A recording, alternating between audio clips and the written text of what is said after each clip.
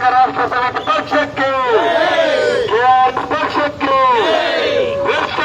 ಪವಿತ್ರ ರಾಜಕಾರಣ ಬಿಟ್ಟು ತೊಲಗಿ, ನಾಡ ಪ್ರೇಮಿಗಳು ಪ್ರಾಮಾಣಿಕ ರಾಜಕಾರಣಕ್ಕೆ ಮುಂದಾಗಿ, ಬಿಡುಗಡೆ ಬಿಡುಗಡೆ, ಭ್ರಷ್ಟರಿಂದ ಬಿಡುಗಡೆ, ಬೆಂಬಲಿಸಿ ಬೆಂಬಲಿಸಿ, ಕೆಆರ್ಎಸ್ ಬೆಂಬಲಿಸಿ, ವೋಟ್ ಮಾಡಿ ಡಿಲೀಟ್ ಮಾಡಿ, ಕೆಆರ್ಎಸ್ಗೆ ಸಪೋರ್ಟ್ ಮಾಡಿ, ಕರ್ನಾಟಕ ರಾಷ್ಟ್ರ ಸಮಿತಿ ಪಕ್ಷಕ್ಕೆ, ಕೆಆರ್ಎಸ್ ಪಕ್ಷಕ್ಕೆ, ಕೆಆರ್ಎಸ್ ಪಕ್ಷದ ಎಲ್ಲ ವೀರ ಸೇನಾನಿಗಳಿಗೆ, ಆತ್ಮೀಯ ಹೊಳಲ್ಕೆರೆಯ ಎಲ್ಲ ನನ್ನ ನಾಗರಿಕ ಬಂಧುಗಳಿಗೆ, ಅಣ್ಣ ತಮ್ಮಂದರಿಗೆ, ರೈತ ಬಂಧುಗಳಿಗೆ ನಿಮಗೆಲ್ಲರಿಗೂ ಕೂಡ ನಮಸ್ಕಾರಗಳು.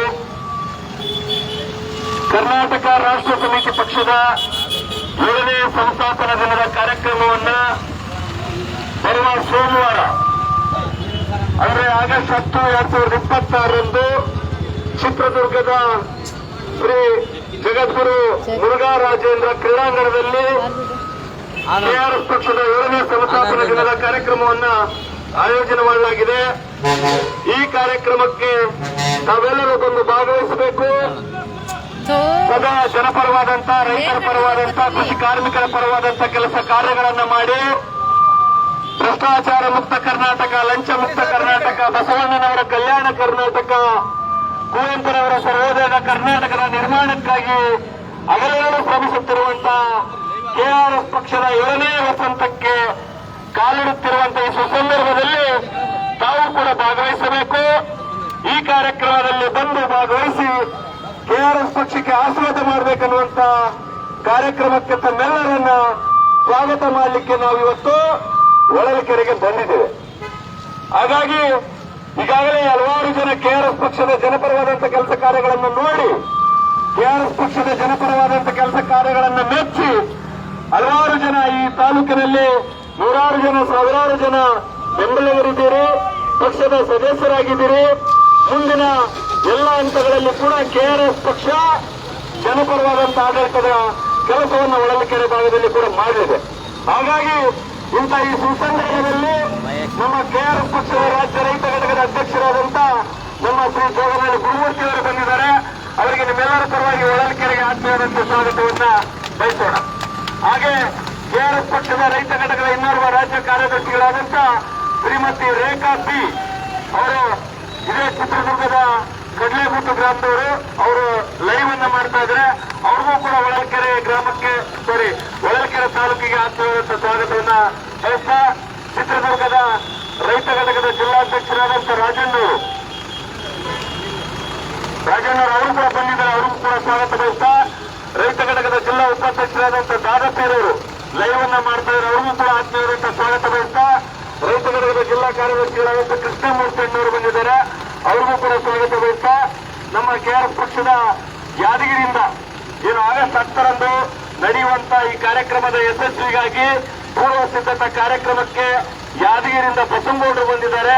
ಅವ್ರಿಗೂ ಕೂಡ ಆತ್ಮೀಯವಾದಂತಹ ಸ್ವಾಗತ ಬಯಸ್ತಾ, ಇದೇ ನಮ್ಮ ಪಕ್ಕದ ತಾಲೂಕಿನ ಹೊಸದುರ್ಗದ ಪಕ್ಷದ ತಾಲೂಕಾ ಮುಖಂಡರಾದಂತಹ ಕೆಂಚಪ್ಪಣ್ಣವರಿದ್ದಾರೆ. ಅವ್ರಿಗೂ ಕೂಡ ಸ್ವಾಗತ ಬಯಸ್ತಾ, ನಮ್ಮ ಪಕ್ಷದ ಈ ಹೊಳಲ್ಕೆರೆಯ ಎಲ್ಲ ನನ್ನ ಹಿರಿಯ ಪಕ್ಷದ ಸದಸ್ಯರಿದ್ದಾರೆ, ಸೈನಿಕರಿದ್ದಾರೆ, ನಿಮಗೆಲ್ಲರೂ ಕೂಡ ಸ್ವಾಗತ ಬಯಸ್ತಾ, ಆನಂದ್ ಹೆಸರು ಗೊತ್ತಿಲ್ಲ, ಕ್ಷಮೆ ಇರಲಿ. ಆನಂದ್ ಆಗಿರ್ಬೋದು, ನಮ್ಮ ಹರ್ಷ ಆಗಿರ್ಬೋದು, ನರಸಿಂಹ ಆಗಿರ್ಬೋದು, ನಾಗರಾಜ್ ಆಗಿರ್ಬೋದು, ಮಧು ಆಗಿರ್ಬೋದು, ಸ್ವಾಮಿ ಆಗಿರ್ಬೋದು, ಇವರೆಲ್ಲರಿಗೂ ಕೂಡ ಮತ್ತೊಮ್ಮೆ ಸ್ವಾಗತವನ್ನ ಬಯಸ್ತಾ, ಈಗ ಈ ಕಾರ್ಯಕ್ರಮದನ್ನ ಉದ್ದೇಶಿಸಿ ಒಂದೆರಡು ನಿಮಿಷ ನಮ್ಮ ಬೈರೇಶ್ ಕ್ಷಮೆ ಇರಲಿ, ರೈತ ಘಟಕದ ಜಿಲ್ಲಾ ಕಾರ್ಯದರ್ಶಿಗಳಾದಂತಹ ಬೈರೇಶ್ ಅವರು ಕೂಡ ಬಂದಿದ್ದಾರೆ. ಅವರೆಲ್ಲರಿಗೂ ಕೂಡ ಸ್ವಾಗತ ಬಯಸ್ತಾ, ಈಗ ನಮ್ಮ ಜೋಗನಹಳ್ಳಿ ಮತ್ತೊಮ್ಮೆ ನಿಮ್ಮೆಲ್ಲರನ್ನ ಉದ್ದೇಶಿಸಿ ಈ ಕಾರ್ಯಕ್ರಮದ ಉದ್ದೇಶಿಸಿ ಮಾತಾಡಬೇಕಂತ ವಿನಂತಿ ಮಾಡ್ತಾ ಇದ್ದೀನಿ. ನಮಸ್ಕಾರಗಳು. ಮಾನ್ಯ ಹೊಳಲ್ಕೆರೆ ತಾಲೂಕಿನ ರೈತ ಬಂಧುಗಳು, ಯುವಕರೇ, ಯುವತಿಯರೇ, ಹಿರಿಯರೇ, ಕಿರಿಯರೇ, ಮಾನ್ಯರೇ, ಭಾರತ ದೇಶದಲ್ಲಿ ಕರ್ನಾಟಕ ಅನ್ನೋದು ಒಂದು ರಾಜ್ಯ. ಆ ರಾಜ್ಯ ಕಳೆದ 78 ವರ್ಷದಿಂದ ಏನೇನು ಮಾಡ್ಕೊಂಡು ಬಂದಿದೆ, ಏನೇನು ಮಾಡಿದೆ, ಏನೇನು ಹಾಳು ಮಾಡಿದೆ, ಎಲ್ಲ ನಮಗೆ ಎಲ್ಲ ಗೊತ್ತಿರುವಂತ ವಿಚಾರಗಳು. ಸಂಪತ್ ಸಮೃದ್ಧಿಯಿಂದ ತುಂಬಿ ಕೈಬಿಟ್ಟಿರುವಂತಹ ಕರ್ನಾಟಕ ರಾಜ್ಯದಲ್ಲಿ ಕಾಡುವವರು, ಮರಳು ಕಳ್ಳರು, ಕಲ್ಲು ಕಳ್ಳರು, ಗಟ್ಟುಗಳರು, ಪ್ರಯಾಣಿಗಳು, ಲೂಟಿಕೋರರು ದೇಶವನ್ನು ಆಡ್ತಾ ಇದ್ದಾರೆ. ಎಲ್ಲರೂ ಸಂಪತ್ತನ್ನ ಗರಡು ಮಾಡಿದ್ದಾರೆ. ಈಗ ಉಳ್ಕೊಂಡಿರೋದು ನಮ್ಗೆ ಬಡತನ, ಬರಗಾಲ, ಉದ್ಯೋಗ ಇಲ್ಲದೆ ಇರೋದು ಇಷ್ಟು ಮಾತ್ರ ನಮ್ಮ ಪಾಲಕ ಬಿಟ್ಟಿದ್ರು. ಬಾಕಿದೆಲ್ಲರೂ ಬೇಯಿಸ್ಕೊಂಡು ಹೋಗಿದ್ದಾರೆ, ಹೊರದೇಶದಲ್ಲಿ ಇಟ್ಕೊಂಡಿದ್ದಾರೆ ಸಂಪತ್ತನ್ನ.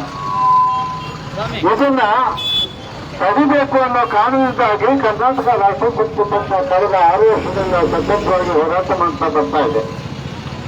ನಿಮ್ಮ ಮುಂದೆ ಏನೇನು ವಿಚಾರಗಳನ್ನು ನಾವು ಇಡ್ತಾ ಇದ್ದೀವಿ, ಯಾವ್ಯಾವ ಕಾರಣಕ್ಕೋಸ್ಕರ ನಾವು ಹೋರಾಟ ಮಾಡ್ತಾ ಇದ್ದೀವಿ, ಅದರ ಪ್ರತಿಫಲ ಏನಿದೆ ಅನ್ನೋದನ್ನ ನಾವು ಆಗಾಗ್ಗೆ ಪರಿಚಯ ಮಾಡಿಕೊಳ್ಳುವಂತ ಕೆಲಸವನ್ನು ಕೂಡ ಮಾಡ್ತಾ ಇದ್ದೇವೆ.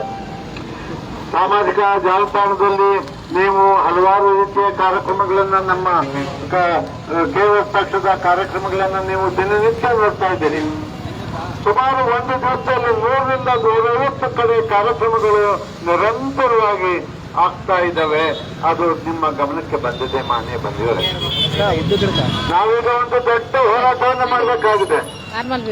ಆ ಪರಿಣಾಮವಾಗಿ ಈ ಸಾಮಾಜಿಕ ಆರ್ಥಿಕ ದುಸ್ಥಿತಿಗಳನ್ನ, ದುರವಸ್ಥೆಗಳನ್ನ ಪುಡಿ ಮಾಡಬೇಕಾಗಿದೆ. ಇದರ ಬದಲು ಸ್ವಚ್ಛವಾದ ಹೊಸದಾದ ಒಂದು ಒಳ್ಳೆಯ ವ್ಯವಸ್ಥೆಯನ್ನು ತರಬೇಕಾಗಿದೆ. ಎಲ್ಲರೂ ಸಮೃದ್ಧಿಯಿಂದ ನೆಮ್ಮದಿಯ ಬದುಕನ್ನ, ಸುಖಮಯವಾದ ಬದುಕನ್ನ ಕಟ್ಟಿಕೊಳ್ಳೋದಕ್ಕೆ ಏನೇನು ಬೇಕು ಆ ಕೆಲಸವನ್ನ ನಾವು ಪುನರ್ನಿರ್ಮಾಣದ ಕೆಲಸವನ್ನ ನಾವೆಲ್ಲರೂ ಕೈ ಹಾಕಿ ಕಟ್ಟಿಕೊಳ್ಳಬೇಕಾದಂತ ಸಂದರ್ಭ ನಾವು ನಿರ್ಮಾಣ ಮಾಡಬೇಕು ಅಂತ ಹೋರಾಟ ಮಾಡ್ತಿದ್ವಿ. ಮಾನ್ಯ ಕನ್ನಡ ಬಂಧುಗಳೇ, ನೀವು ರೈತರಿದ್ದೀರಿ, ಯುವಕರಿದ್ದೀರಿ, ವ್ಯಾಪಾರಸ್ಥರು ಇದ್ದೀರಿ, ಸಣ್ಣ ಪುಟ್ಟ ವ್ಯಾಪಾರ ಮಾಡುವಂತವರು, ಈ ಎಲ್ಲಾ ಜನಗಳಿಗೆ ಒಂದು ನೆಮ್ಮದಿಯ ಸುಖಮಯವಾದಂತ ಒಂದು ವ್ಯವಸ್ಥೆಯನ್ನ ಕಟ್ಟಿಕೊಡುವುದಕ್ಕೆ ನಾವು ಹೋರಾಟ ಮಾಡ್ತಾ ಇದ್ದೇವೆ. ಇಂದಿನ ವ್ಯವಸ್ಥೆ ತೀರಾ ಕೆಟ್ಟಿದೆ. ಇವತ್ತು ಇರುವಂತ ಸರ್ಕಾರಗಳು ಜನಗಳನ್ನ ಹಾಳು ಮಾಡಬೇಕು ಅಂತ ಮಾಡ್ತಾ ಇದ್ದಾರೆ, ಅವರು ಉದ್ಧಾರ ಮಾಡಬೇಕು ಅಂತ ಬರ್ತಾ ಇಲ್ಲ. ಓಟ್ ಕಿತ್ಕೊಳ್ಳೋಗ ನಿಮ್ಗೆ ಏನೇನೋ ಕೊಡ್ತೀವಿ ಅಂತ ಬಿಸ್ಕೆಟ್ ಅನ್ನ ತೋರಿಸಿದ್ರು. ಇದು ಬಿಸ್ಕೆಟ್ ಅಷ್ಟೇ, ಹೊಟ್ಟೆ ತುಂಬುವಂತ ಭೋಜನ ಅಲ್ಲ. ಆ ಅಧಿಕಾರ ಹಿಡ್ಕೊಂಡ್ಮೇಲೆ ಈಗೇನ್ ಮಾಡ್ತಿದ್ದಾರೆ, ನಿನ್ನ ಹೊಲ ಇದ್ದಾಗ ಮಾಡ್ತೀನಿ, ಹೊಲ ಕೊಟ್ಬಿಡು, ನಿನ್ ಮನೆ ಇದ್ದಾಗ ಮಾಡ್ತೀನಿ, ಮನೆ ಕೊಟ್ಬಿಡು, ನಿನ್ ಕೆಲಸ ಇದ್ದಾಗ ಮಾಡ್ತೀನಿ, ಕೆಲಸ ಕೊಟ್ಬಿಡು. ಈ ರೀತಿ ಅವರು ಮಾಡ್ತಾ ಇರೋ ಕೆಲಸ ಅತ್ಯಂತ ಸಮಾಜ ದ್ರೋಹಿ, ದೇಶದ್ರೋಹಿ ಕೆಲಸಗಳನ್ನ ಮಾಡ್ತಾ ಇದ್ದಾರೆ ಮಾನ್ಯ ಬಂಧುಗಳೇ. ಆ ಕಾರಣದಿಂದಾಗಿ ನಾವು ಹೇಳ್ತಾ ಇದ್ದೇವೆ, ಈಗ ಬರುವ ಸೋಮವಾರ ದಿವಸ ನಮ್ದೊಂದು ದೊಡ್ಡ ಸಮಾವೇಶವನ್ನ ಮಾಡ್ತಾ ಇದ್ದೇವೆ. ಇಲ್ಲಿ ಚಿತ್ರದುರ್ಗದ ಮುರುಘಾ ಮಠದ